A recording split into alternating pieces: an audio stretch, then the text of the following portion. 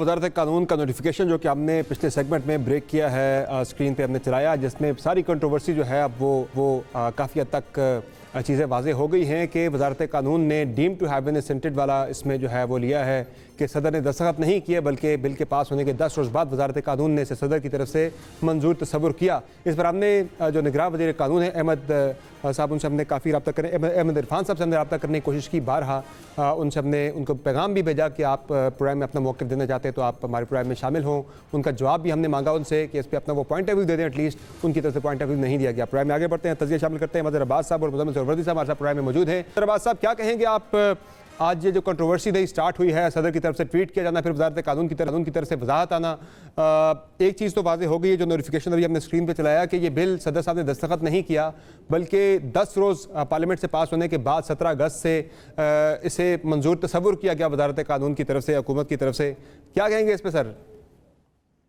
शुक्रिया समर। देखिए, हमने वैसे तो अपनी रियासत को ही मजाक बना दिया है, लेकिन ऐवान सदर हो, ऐवान पार्लियामेंट हो, ये बिल भी गायब हो गया, वो बिल भी गायब हो गया जो इरफान सिद्दीकी साहब जिसका तस्करा करते हैं, मिसिंग पर्सनस का बिल, वो भी ऐवान सदर में गायब हुआ है या पार्लियामेंट से गायब हुआ है। और उसके बाद स्पीकर ने भी कभी ये जहमत नहीं हुई कि वो मालूम करेंगे भाई उसका क्या बना, उसका वो जो मिसिंग पर्सनस वाला बिल था। सिर्फ यही नहीं, ऐवान सदर की और भी बहुत सी कंट्रोवर्सी रही है मादी में, लेकिन इस वक्त उसका वक्त नहीं है। देखिए, जो इसमें असल मसला है, ये बात अगर सदर मुमलिकत कह रहे हैं तो ये बात चले मान ली जाती है कि सदर मुमलिकत ने दस्तखत नहीं किए, और ये वाकई सवाल संजीदा है कि वो एक कानून बन गया है या नहीं बना। इम्पोर्टेंट ये है कि सदर मुमलिकत ने वो कौन से अपने लॉ डिवीज़न के अफसरान थे जिनसे ये बात की कि मैंने ये बिल नहीं साइन किया। जिसके जो भी रीज़न होंगे वो तो लॉ डिपार्टमेंट लिखता है, मेरे ख्याल में सदर उसके बाद एक नज़र उस पर डालते ज़रूर हैं। जी हाँ। जो 16 अगस्त को अखबारात में तफसीलात छपी हैं, वो ये छपी हैं कि ये बिल जो है ये सदर मुमलिकत ने वापस कर दिए हैं। उनमें कहीं भी उन 2 बिलों का जिक्र नहीं है, और जाहिर है सदर मुमलिकत ने 16 अगस्त के अखबारात देखे होंगे, तो या तो अपने ऐवान सदर से ये उसकी कोई वजाहत आती कि जी ये 2 बिल भी सदर मुमलिकत ने अगर आई है, तो अगर प्रेसिडेंट हाउस का कोई इस तरह का स्टेटमेंट मौजूद है तो वो नज़र से नहीं गुजरा, हो सकता है मैं गलत हूँ। लेकिन जिन बिलों की तफसीलात आई है 16 अगस्त के अखबारात में, उसमें वो 2 बिलों की तफसीलात नहीं मौजूद हैं।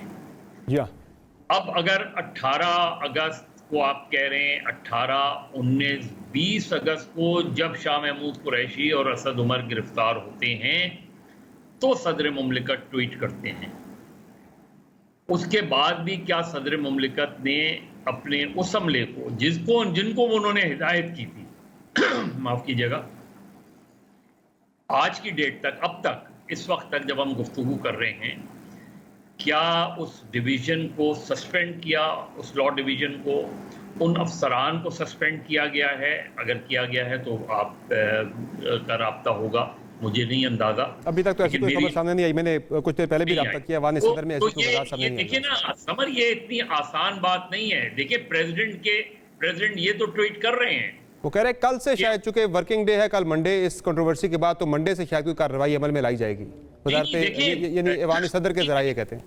नहीं, क्या हुक्मदूली, अगर सदर मुमलिकत, बहुत सीरियस वर्ड है ना ये, स्ट्रॉन्ग वर्ड है कि हुक्मदूली हुई है, जी हाँ, तो हुक्मदूली की सजा किसको मिली है उसका, उस अफसरान का नाम आना चाहिए जिन अफसरान ने ये हुक्मदूली की है, जिनको सदर मुमलिकत ने डायरेक्टिव दी थी।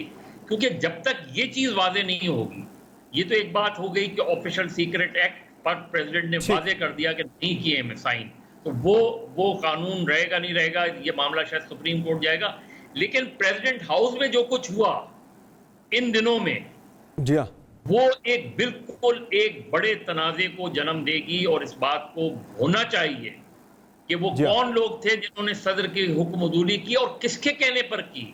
क्योंकि जाहिर है वो लॉ ऑफिसर ने अपने तौर पे तो नहीं किया होगा। तो एग्जैक्टली ये इतनी आसान कंट्रोवर्सी नहीं है, इतना आसान तनाज़ा नहीं है कि ये हल हो जाएगा। बड़ा तनाज़ा है और ये हल तलब भी है, इसकी काफ़ी तहकीकात मुकम्मल इसकी हो के सामने आने चाहिए, नाम जहाँ से ये मसला सारा ट्रिगर हुआ है। मुज़म्मिल सरवर्दी साहब, क्या समझते हैं आप, कल जब शाह महमूद कुरैशी भी गिरफ्तार हुए, इसी ऑफिशियल सीक्रेट एक्ट के तहत इस साइफर वाले मामले में उनके खिलाफ भी कार्रवाई हो रही है, असद उमर की गिरफ्तारी भी इसी ज़िम्न में जो है डाली गई है, क्या समझते हैं उसके बाद सदर साहब को ख्याल आया कि ये काम सारा गलत हो गया है, या सदर साहब वाकई उनका कोई इसमें कसूर नहीं था और गलत उन्हें जो है रगड़े में लाया जा रहा है, उनके इस्तीफे का मुतालबा भी जो किया जा रहा है, हम दोपहर से सुन रहे हैं। आरिफ अलवी विकेट के दोनों तरफ खेल रहे थे। 9 मई के बाद तो वो मुकम्मल तौर पे विकेट के दोनों तरफ खेल रहे थे।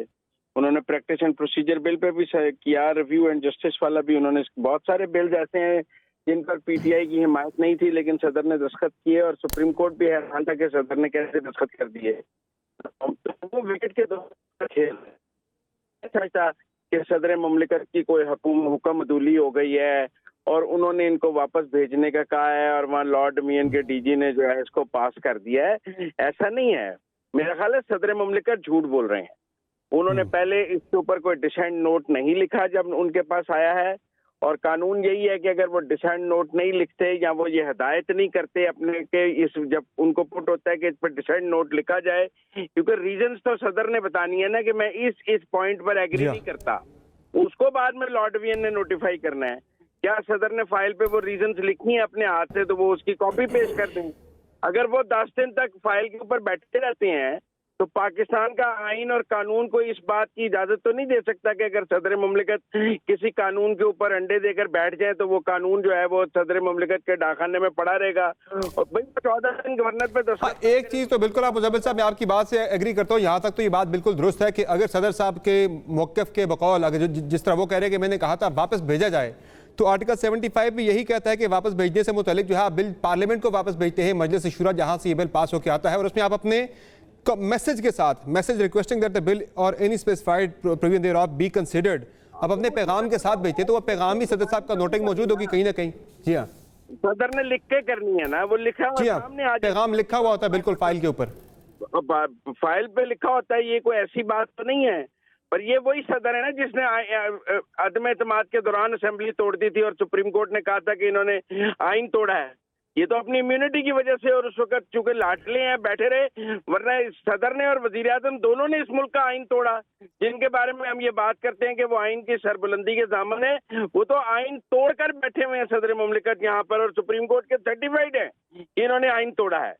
तो उनके बारे में ये कहना कि वो विकेट के दोनों तरफ खेल रहे हैं, कभी जान बचाते हैं कभी जान छोड़ते हैं, न छुपते हैं न सामने आते हैं, उन्होंने पॉल्यूट किया है सदर के मनसब को भी। ठीक है, पाकिस्तान आपका पॉइंट है सर, आपका पॉइंट आ गया। मैं जरा मजहर साहब से जानना चाहूंगा कि इसके सर मेरी बात मुकम्मल होने दें। जी जी जी जी बोले। मुमलिकत को इस्तीफा देकर खुद को शफाफ तहकीकात के लिए पेश करना चाहिए, ये साबित हो सके कि इन्होंने डिसेंट दी है कि नहीं दी है, क्योंकि जब तक वो खुद सदर के ओहदे पर बैठे हैं उन्हें इस्तना हासिल है, उनके बारे में तो कोई कार्रवाई नहीं हो सकती, वो चाहे आइन तोड़ दें, चाहे कानून तोड़ दें, चाहे झूठ बोल दें।